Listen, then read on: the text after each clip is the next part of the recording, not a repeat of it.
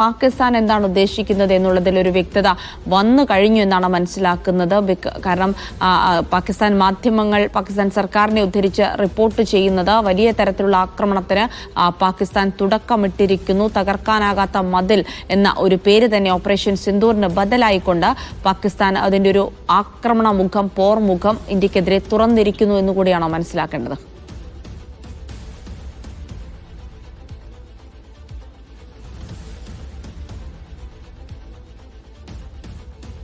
പാകിസ്ഥാന്റെ ഒരു അവകാശവാദം എന്ന നിലയിലാണ് ഇപ്പോൾ ഈ വാർത്തകൾ പുറത്തു വരുന്നത്.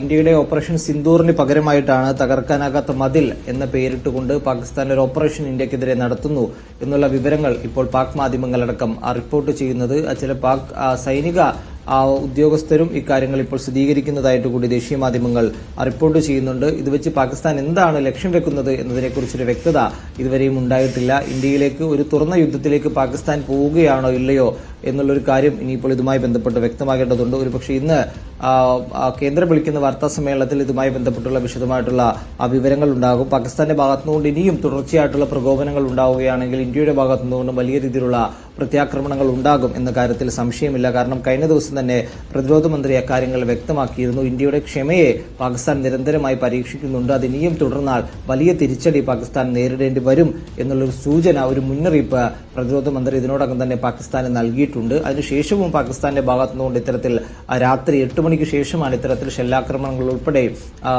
ഡ്രോൺ ആക്രമണങ്ങൾ ഉൾപ്പെടെ പാകിസ്ഥാന്റെ ഭാഗത്തുനിന്നുകൊണ്ട് ഉണ്ടാകുന്നത്. ജനവാസ കേന്ദ്രങ്ങൾ കേന്ദ്രീകരിച്ചാണ് പാകിസ്ഥാൻ ഈ ആക്രമണം നടത്തുന്നത് എന്നുള്ളതാണ് ഏറ്റവും ഒരു ഗുരുതരമായിട്ടുള്ള പ്രശ്നം. കാരണം ഇന്ത്യ പാകിസ്ഥാനെതിരെ പ്രത്യാക്രമണം നടത്തിയത് ഭീകരവാദത്തെ ഇല്ലാതാക്കണം, അല്ലെങ്കിൽ ഭീകരവാദ കേന്ദ്രങ്ങൾ കേന്ദ്രീകരിച്ചായിരുന്നു ഇന്ത്യയുടെ ആക്രമണങ്ങൾ ഉണ്ടായത്. എന്നാൽ പാകിസ്ഥാൻ നേരെ തിരിച്ച് സിവിലിയൻസിനെ ലക്ഷ്യം വെച്ചുള്ള ഒരു ആക്രമണമാണ് പാകിസ്ഥാന്റെ ഭാഗത്തുനിന്നുകൊണ്ട് ഉണ്ടാകുന്നത്. ഇന്നലെ രജൌരിയിൽ നടന്ന ഷെല്ലാക്രമണത്തിലാണ് ഒരു സർക്കാർ ഉദ്യോഗസ്ഥൻ കൊല്ലപ്പെട്ടത്.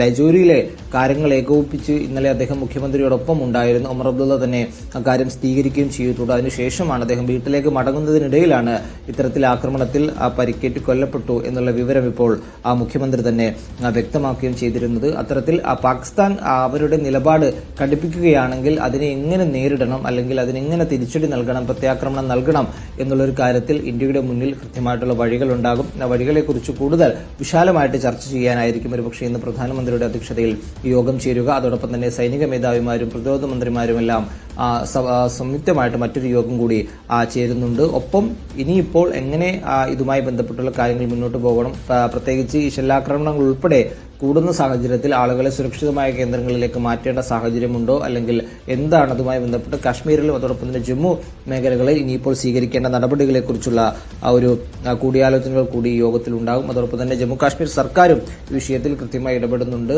പ്രശ്നബാധിത മേഖലകളിൽ നിന്നും ആളുകളെ ഇതിനോടകം തന്നെ മാറ്റിപ്പാർപ്പിക്കുന്നുണ്ട്. പാക് പോസ്റ്റുകളിൽ നിന്നും നിരന്തരമായിട്ട് ഇന്ത്യൻ പോസ്റ്റുകൾക്ക് നേരെ വെടിവെപ്പ് ഉണ്ടാകുന്നുണ്ട്. അതുകൂടാതെയാണ് ഇത്തരത്തിലുള്ള മിസൈൽ ആക്രമണങ്ങൾ ഉൾപ്പെടെ പാകിസ്ഥാന്റെ ഭാഗത്തുനിന്നുകൊണ്ട് ഉണ്ടാകുന്നത്. അതേസമയം ഇന്ത്യ ശക്തമായിട്ടുള്ള തിരിച്ചടി പാകിസ്ഥാന് നൽകുന്നുമുണ്ട്. അതുമായി ബന്ധപ്പെട്ടുള്ള വിവരങ്ങളും പുറത്തു വരികയും ചെയ്യുന്നുണ്ട്. ജമ്മു കാശ്മീരിന് പുറമെ പഞ്ചാബ്, ഗുജറാത്ത് അടക്കമുള്ള സംസ്ഥാനങ്ങളിലേക്ക് പാകിസ്ഥാൻ കൂടുതൽ ആക്രമണങ്ങൾ നടത്തിയതായിട്ടുള്ള റിപ്പോർട്ട് ഇന്ന് പുലർച്ചയോടുകൂടി പുറത്തു വരികയും ചെയ്തിരുന്നു. പാകിസ്ഥാൻ മിസൈൽ ആക്രമണങ്ങൾ ഈ പാകിസ്ഥാന്റെ വിവിധയിടങ്ങളിൽ നടത്തിയതായിട്ടുള്ള വിവരങ്ങളാണ് പുറത്തു വരുന്നത്. പാകിസ്ഥാനി സിവിലിയൻസിനെ കൂടാതെ പ്രതിരോധ മേഖലകൾ കൂടി പാകിസ്ഥാൻ കേന്ദ്രീകരിക്കുന്നുണ്ട്. പ്രത്യേകിച്ച് എയർപോർട്ടുകൾ, അതോടൊപ്പം തന്നെ എയർബേസുകൾ ഉൾപ്പെടെ കേന്ദ്രീകരിച്ചിട്ടുള്ള ഒരു ആക്രമണമാണ് പാകിസ്ഥാന്റെ ഭാഗത്ത് നിന്നുകൊണ്ട് ഉണ്ടായിക്കൊണ്ടിരിക്കുന്നത്. അതുകൊണ്ട് ഇതിനെ ശക്തമായി തന്നെ തൗഫീഖ്, അതിന് മറുപടിയായിക്കൊണ്ട് പാകിസ്ഥാന്റെ 3 എയർബേസുകൾ ഇന്ത്യ ആക്രമിച്ചു എന്നുള്ള വാർത്തകൾ കൂടി വരുന്നുണ്ട്. അതിന്റെ ദൃശ്യങ്ങൾ സഹിതം പുറത്തു വരുന്നുണ്ട്.